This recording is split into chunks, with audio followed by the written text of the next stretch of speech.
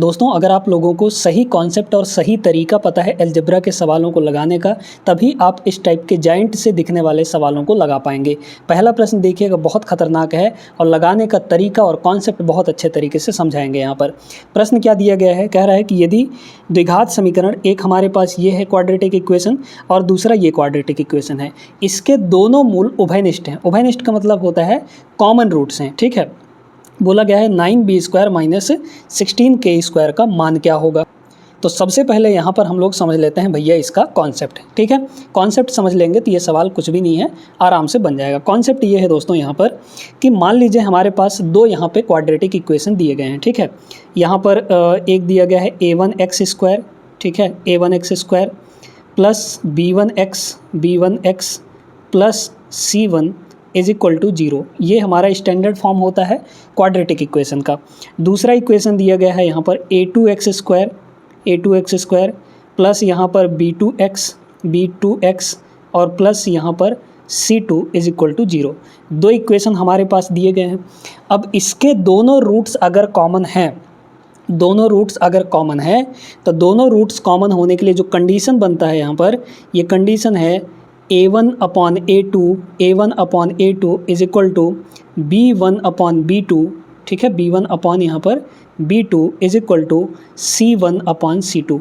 ये होता है अगर दोनों इक्वेशंस के दोनों रूट्स उभयनिष्ठ हैं यानी कॉमन हैं, तो ये वाला कंडीशन हमारा सेटिस्फाई होगा, ठीक है। a1 a2 क्या है पता है ना, x² का कोफिशिएंट, b1 b2 x का कोफिशिएंट और c1 c2 यहाँ पर कॉमन कांस्टेंट टर्म है। अब आ जाइए इस प्रश्न पे, क्या कह रहा है इसमें कि हमारे पास दो इक्वेशन है, हमें इसकी वैल्यू निकालनी है। तो x² का कोफिशिएंट, x का कोफिशिएंट का रेशियो और कांस्टेंट टर्म का रेशियो यहाँ पर बराबर कर लीजिए, ठीक है, सीधी सी बात है। तो सबसे पहले हम लोग यहाँ पर डायरेक्टली देखते हैं, हम x का कोफिशिएंट लिखते हैं। इस वाले में अगर x का बगल में देखा जाए तो b है, तो यहाँ पर हो जाएगा b, ठीक है। और b2 कितना होगा, यहाँ पे x का कोफिशिएंट इसमें क्या है, k है, तो यहाँ पर हो जाएगा k = c1/c2 लिखिए। इसमें जो कांस्टेंट टर्म आएगा वो क्या आएगा देखिएगा, बड़े ध्यान से समझिएगा। a जो है यहाँ मल्टीप्लाई होगा तो 4a होगा, है ना। 4a ये भी कांस्टेंट है और इधर -8, तो 4a - 8, 4a और माइनस यहाँ पर 8 हो गया और डिवाइड बाई। अब देखिए यहाँ पे इसमें देखिए ये 3a का 1 से मल्टीप्लाई होगा तो यहाँ बनेगा 3a और माइनस यहाँ पर 6, ये भी कांस्टेंट टर्म है। अब गौर से अगर देखें यहाँ पर तो इसमें अगर आप 4 कॉमन ले लें तो क्या बनेगा, a -2 बनेगा, है ना, a -2 बन जाएगा यहाँ पे। ऐसे ही यहाँ देखें अगर 3 कॉमन ले लीजिए तो यहाँ भी a -2 बन जाएगा और a -2 से a -2 यहाँ पर ख़त्म हो जाएगा, इसको हटा दीजिए। तो b/k जो है ये आ गया यहाँ पर 4/3, ठीक है, 4 यहाँ पर 3 हो जाएगा। तो 3b = कितना होगा, 4k हो जाएगा। समझ पा रहे हैं, इसको आप ऐसे भी लिख सकते हैं, 3b की जो वैल्यू है वो कितनी हो गई, यहाँ पर 4k हो गई। अब हमें ये चीज़ निकालना है 9b² - 16k²। अगर हम दोनों साइड स्क्वायर कर दें, कोई दिक्कत है क्या, दोनों साइड स्क्वायर करेंगे तो ये 9b² बन जाएगा, तो हो गया 9b² = इधर बनेगा 16k², तो 16k² हो गया और उधर का 16k² अगर हम इधर ले आएँ तो माइनस होगा और = उधर कुछ नहीं बचेगा यानी 0 बचेगा। तो इसी की तो वैल्यू हमें पूछी गई थी जो कि 0 के बराबर आया है। 0 ऑप्शन नंबर डी इसका करेक्ट आंसर हो जाएगा। उम्मीद करते हैं आप लोग समझ गए होंगे। चलते हैं अगले प्रश्न पर। दोस्तों अगर आप लोग मैथ्स को लेकर सच में सीरियस हैं, अपनी पढ़ाई अच्छे से करना चाहते हैं, तो रेलवे युग बैच की क्लासेस स्टार्ट हो चुकी हैं हमारी। इस बैच में हम आपको कंप्लीट मैथ्स किसी भी रेलवे एग्ज़ाम के लिए पढ़ाने वाले हैं, तो यहाँ से आप अच्छी तैयारी अपने मैथ्स की कर सकते हैं। बैच की फ़ीस सिर्फ और सिर्फ यहाँ पर 99 रुपये रखी गई है। जल्दी इनरोल कर लीजिए। इनरोल करने के लिए इस बैच में आपको कुछ नहीं करना, सिर्फ इस नंबर पे आपको मैसेज करना है व्हाट्सएप पर, और व्हाट्सएप पर मैसेज करके आप बैच के बारे में पूरी जानकारी प्राप्त कर सकते हैं और बैच में ज्वाइन हो सकते हैं। चलिए क्वेश्चन नंबर 2 देखते हैं। बहुत बढ़िया प्रश्न है ये, ठीक ना। कह रहा है इसमें कि यदि समीकरण ये है और ये दो समीकरण है हमारे पास क्वाड्रेटिक इक्वेशन, यदि इनका एक मूल उभयनिष्ठ है। अब यहाँ पर एक तो कॉमन रूट दिया गया है। अच्छा, कॉमन रूट होने का मतलब ये है कि भैया इसमें से जो x की वैल्यू निकल कर आएगी और इसमें से जो x की वैल्यू निकल कर आएगी, उन दोनों में से एक तो सेम होगा। इसके लिए x की एक ठो वैल्यू और इसके लिए x की वैल्यू दोनों के लिए सेम होंगे, है ना। इसका मतलब ये है, और दोनों अगर कॉमन बोल दिया तो इसका मतलब क्या है, इसके लिए जो x की दोनों वैल्यू आएंगी और इसके लिए जो x की दोनों वैल्यू आएंगी वो इससे बराबर होंगी, ठीक है। इसका मतलब ये है। अब बात करते हैं, यहाँ पर बोला गया है कि पहले समीकरण के मूल बराबर हैं। पहला समीकरण ये है हमारा। पहले समीकरण को लिखिए 3x² - 3px, ठीक है, 3px + q। एक बार कॉन्सेप्ट समझ गए तो ऐसे सवालों में फिर आपको कोई दिक्कत नहीं होने वाली है। क्लियर है? आ जाइए, ये पहला समीकरण है। इसके रूट्स बराबर हैं। रूट्स बराबर हैं तो दो कंडीशन यहाँ पर होती हैं, मतलब एक ही कंडीशन होता है, मतलब कि इसी के जो x की दोनों वैल्यू निकल कर आएंगी वो दोनों आपस में बराबर होंगी, ठीक है। अच्छा, अगर रूट्स कॉमन हैं, इक्वल रूट्स तब होता है दोस्तों यहाँ पर क्या, इक्वल रूट्स तब यहाँ पर होता है जब डिस्क्रिमिनेंट 0 हो, यानी b² - 4ac या फिर b² = 4ac के बराबर होना चाहिए। ये कंडीशन अगर अप्लाई हो रहा है तभी इक्वल रूट्स होंगे। इसका मतलब इसके रूट्स इक्वल हैं तो ये वाला कंडीशन लगा सकते हैं। लगाइए। b मतलब ये पूरा का पूरा x का कोफिशिएंट यानी कि 3p माइनस का 3p, है ना। तो -3p का जब हम स्क्वायर करेंगे तो प्लस का 9p² बनेगा = 4। a का मतलब यहाँ 1 है तो 1 और c का मतलब यहाँ q है तो 4ac मल्टीप्लाई करेंगे तो 4q आ जाएगा। a की वैल्यू तो 1 है, 1 से मल्टीप्लाई करने को कोई फ़ायदा है नहीं, तो 9p² की वैल्यू 4q आ गई है। अब इसको अभी रहने दीजिएगा, ठीक है। अब सुनिए, अगर रूट्स इक्वल हैं तो यहाँ से जो रूट्स निकल कर आते हैं दोनों रूट्स क्या होंगे यहाँ पर, -b/2a। ये होता है हमारे दोनों रूट्स का फॉर्मूला, ठीक है। अगर रूट्स इक्वल हैं तो x की यही वैल्यू आएगी, तो x की वैल्यू यहाँ से निकाल लीजिए, कितना हो जाएगा, b की वैल्यू कितनी है, -3p है, तो यहाँ पर b की वैल्यू -3p रखेंगे और डिवाइड बाई 2 × 1। a की वैल्यू 1 है तो 2 × 1 करेंगे 2 आ जाएगी, यानी x की जो वैल्यू है वो कितनी निकल कर आ गई, 3p पॉजिटिव का अपॉन 2 हो जाएगा। ये x की वैल्यू है, ठीक है।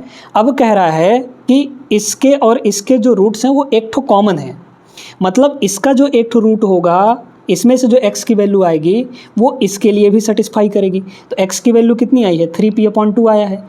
ये जो x की वैल्यू है इस सेकेंड इक्वेशन के लिए भी सेटिस्फाई होना चाहिए, मतलब जब हम इसको रखें इसमें तो ये हमारा काम करना चाहिए। रखिए x की वैल्यू इसमें रखिए, यहाँ रखेंगे तो x का स्क्वायर है ना, मतलब 3p/2 का होल स्क्वायर कर दीजिए। 3p/2 का होल स्क्वायर करेंगे तो 9p² डिवाइड बाई 4 होगा, डायरेक्ट कर रहे हैं, ठीक है।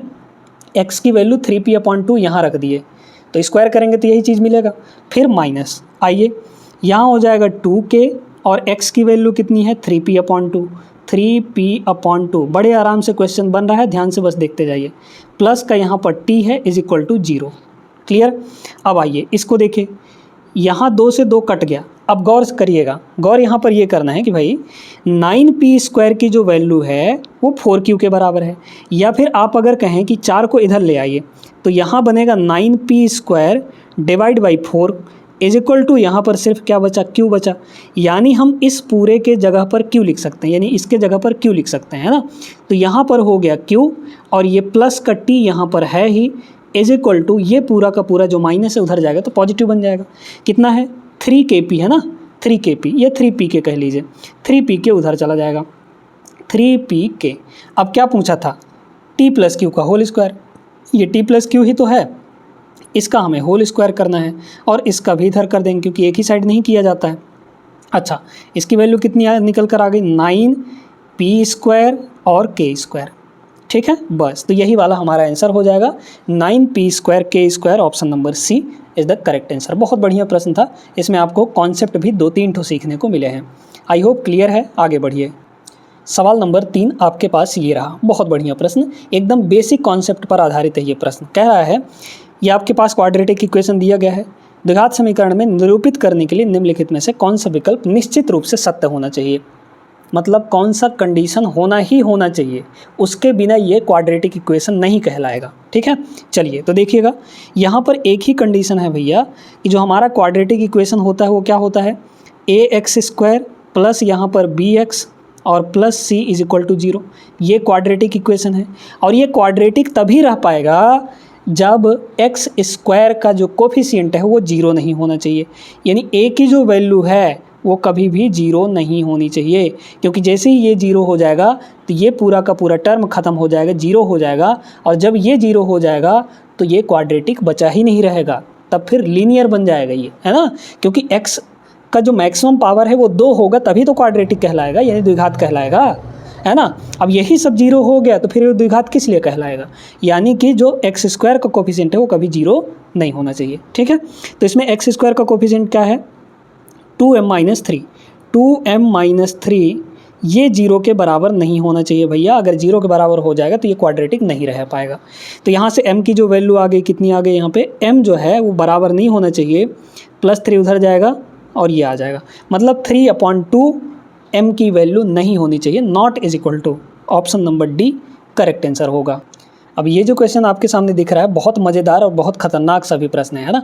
इसमें कह रहा है p + 1/m is equal to m + 1/n is equal to n + 1/p। कुछ पैटर्न नज़र आ रहा होगा आपको।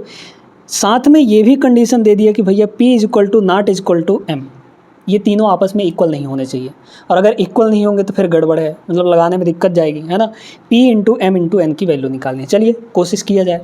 पहले हम यहाँ पर इन दोनों को इक्वल करते हैं, ठीक है। 3 बार इक्वल करना पड़ेगा इन दोनों को, फिर दूसरे और तीसरे को, फिर तीसरे और पहले, क्योंकि तीनों इक्वल हैं आपस में, तो किन्हीं 2-2 को लेकर 3 बार इक्वल करना पड़ेगा।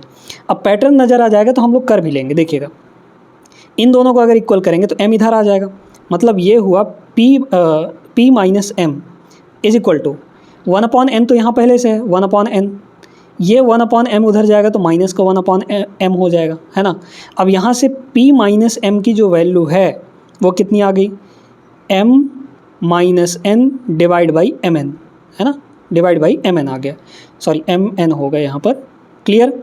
तो एक तो हमारे पास ये बन गया यहाँ पर भैया ये कंडीशन, ठीक है। चलिए ऐसे ही दूसरा कंडीशन लिखते हैं। इन दोनों की वैल्यू कितनी होगी, इसको इक्वल करेंगे तो m - n हो जाएगा। तो यहाँ पे हुआ आपके पास m - n is equal to, ये 1/n उधर चला जाएगा तो बनेगा n - p और डिवाइड बाई np, ठीक है, ये बन जाएगा। तो दूसरा कंडीशन ये हुआ। अब हम इसको और इसको इक्वल करेंगे, इसको और इसको इक्वल करेंगे, लेकिन इधर से इक्वल करिएगा। तो n - p, ठीक है, n - p is equal to कितना हो जाएगा यहाँ पे, p n - p की है ना, मतलब इसको उधर ले गए हैं तो ये 1/p इधर आ जाएगा, तो 1/m - 1/p मतलब p - m बनेगा ऊपर, p - m और डिवाइड बाई यहाँ पर pm हो जाएगा। ये बात सभी को समझ में आ गई। 3 इक्वेशन हमारे पास बन गए हैं। अब आप क्या करिए, तीनों को मल्टीप्लाई कर लीजिए। कोई दिक्कत है का, नहीं दिक्कत है, ठीक है। तीनों को हम लोग मल्टीप्लाई कर लेंगे, इसको तो बनेगा क्या, p - m, ठीक है, इनटू ये वाला मल्टीप्लाई करेंगे तो m - n, फिर ये वाला मल्टीप्लाई करेंगे तो n - p बनेगा, इज इक्वल टू यहाँ पे देखिए m - n अपॉन mn, ठीक है, mn मल्टीप्लाई यहाँ पे देखिए n - p divide by np, ये बनेगा। फिर इसके बाद यहाँ पे मल्टीप्लाई करेंगे, थोड़ा सा इसको इधर खिसका लेते हैं, ठीक ना, क्या हो जाएगा n - p, है ना। अच्छा एक सेकंड, यहाँ पे m - n होगा। अच्छा इसको नहीं लिखे हैं ना, अरे भाई सब गड़बड़ हो गया यहाँ पे, ठीक है, सब कुछ उल्टा पुल्टा मल्टीप्लाई। इसको पहले मल्टीप्लाई करें ना, p - m की वैल्यू कितनी है, m - n upon mn, m - n upon यहाँ पर हो जाएगा mn। फिर इसके बाद मल्टीप्लाई कौन होगा यहाँ पे, n - p, तो n - p अपॉन यहाँ पर हो जाएगा np, ठीक है। और फिर यहाँ पे p - m अपॉन pm। इतना तक सभी को समझ में आ गया होगा। अब सुनिए, देखिए बड़े गौर से, p - m दोनों साइड है ख़त्म, m - n दोनों साइड है ख़त्म, n - p दोनों साइड है ख़त्म। नीचे का देखिए, m × m 2 बार m, n × n 2 बार n, p × p 2 बार n p, है ना।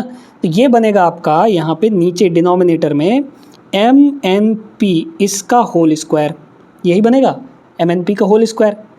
MNP का होल स्क्वायर आप इधर ले आइए, तो जब MNP का होल स्क्वायर इधर आएगा तो उधर क्या बचा, सिर्फ और सिर्फ 1 बचा, क्योंकि ये पूरा का पूरा नीचे चला जाएगा और कट जाएगा तो 1 बचेगा। ठीक है, तो यहाँ से MN और P इनकी मल्टीप्लाई कितनी आ गई, +-1 आ जाएगा, क्योंकि +-1 का रूट यहाँ पे 1 आएगा। ठीक है, यही तो हमसे पूछा गया था, तीनों का प्रोडक्ट हमें पूछा गया था, जो कि +-1 के बराबर है। सी ऑप्शन इसका करेक्ट आंसर हो गया। ठीक है ना, आगे चलिए नेक्स्ट पर आइए, ये क्वेश्चन देखते हैं। इसमें बोला गया है कि एक द्विघात समीकरण दिया गया है, इसके रूट्स इक्वल हैं, मूल एक समान है। रूट्स इक्वल होने का मतलब कि यहाँ पर डिस्क्रिमिनेंट 0 होगा, और डिस्क्रिमिनेंट को बस हमें 0 करना है। डिस्क्रिमिनेंट का फॉर्मूला क्या होता है, b² - 4ac, b² - 4ac = 0। ठीक है, हो गया, बस यहीं से रख लीजिए। b की वैल्यू क्या है, x का कोफिशिएंट है ना, ये पूरा का पूरा यहाँ से यहाँ तक।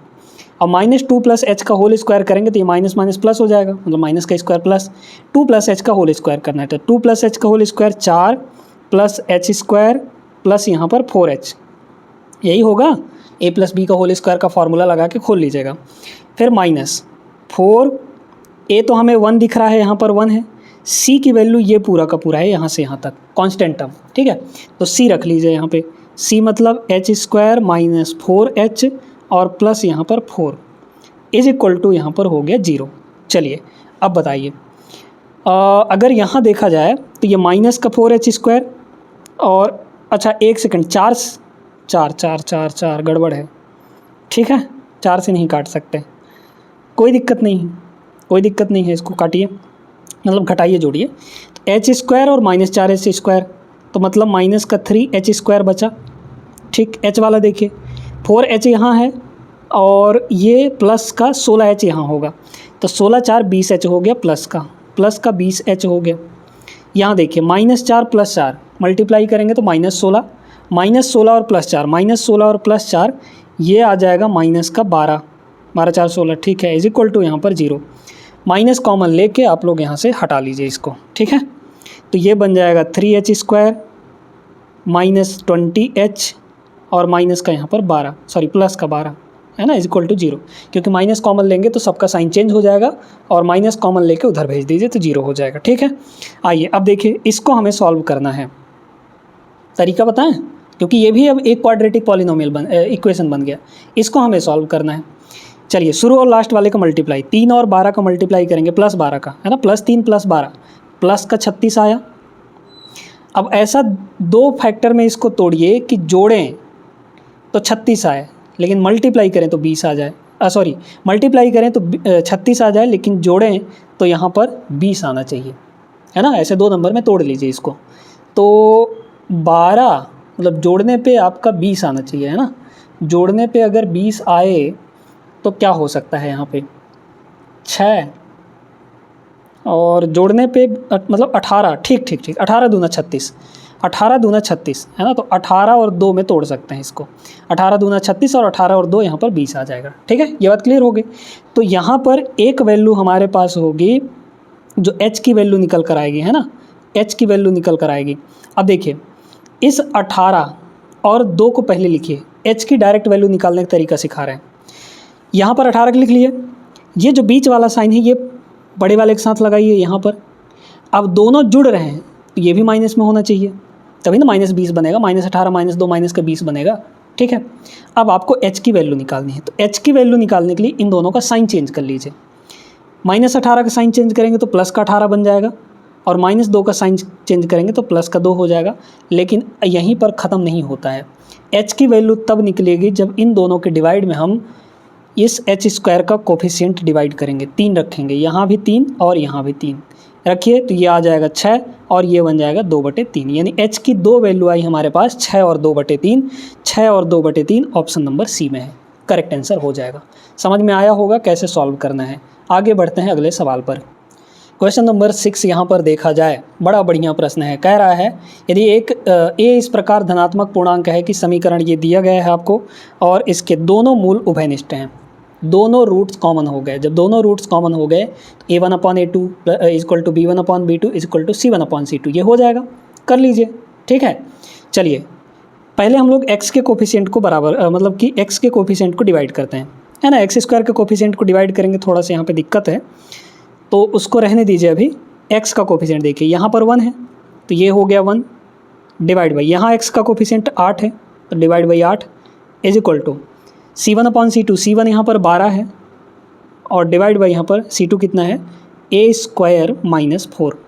ये हो गया क्रॉस मल्टीप्लाई, तो A² - 4 इज इक्वल टू 12 × 8 = 96 हो गया। यानी A² की जो वैल्यू है यहाँ पर कितनी आ गई, 100 के बराबर आ गई।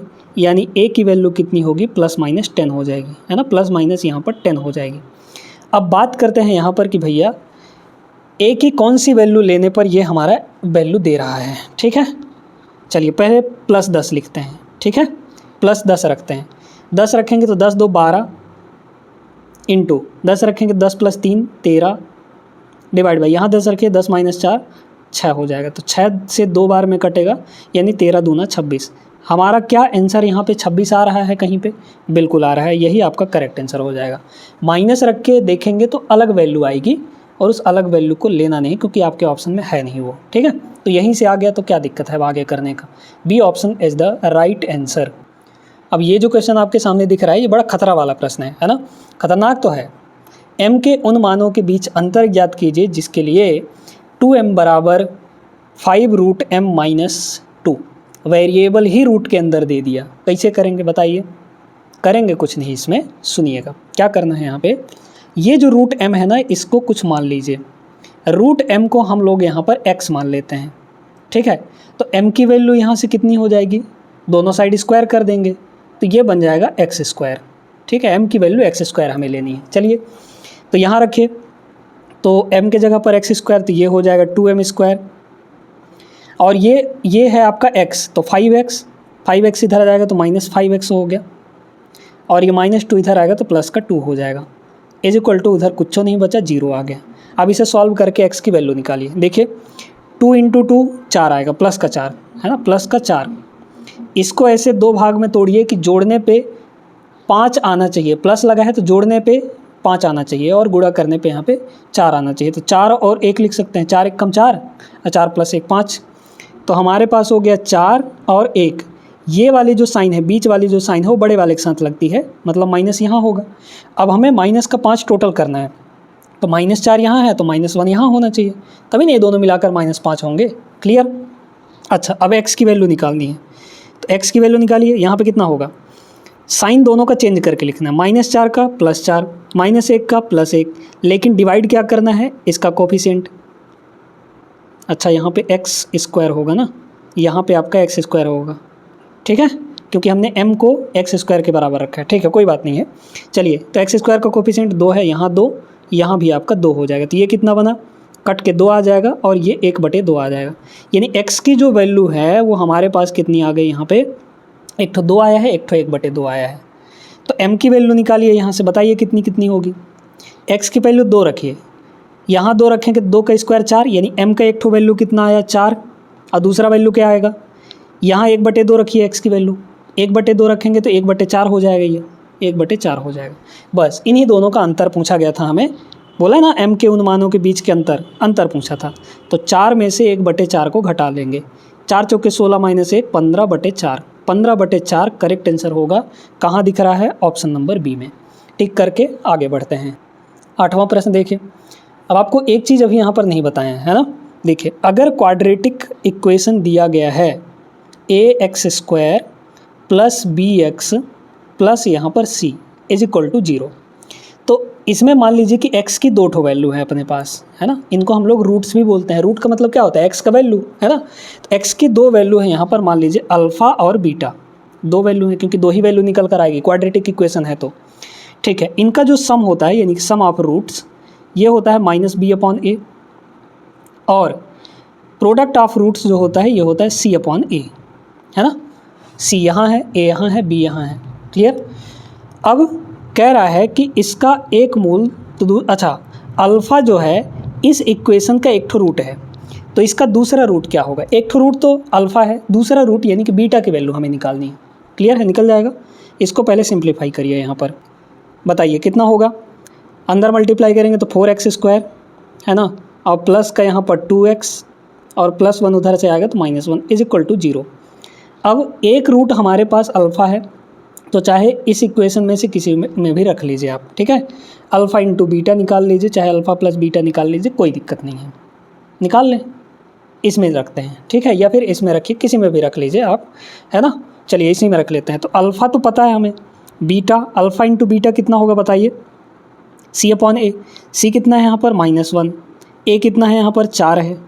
हमें बीटा चाहिए, अल्फ़ा तो है, अल्फ़ा ही है वो, अल्फ़ा जो है अल्फ़ा ही है, बीटा चाहिए यहाँ से। बीटा निकाल लीजिए, कितना होगा -1/4 अल्फ़ा, -1/4 अल्फ़ा।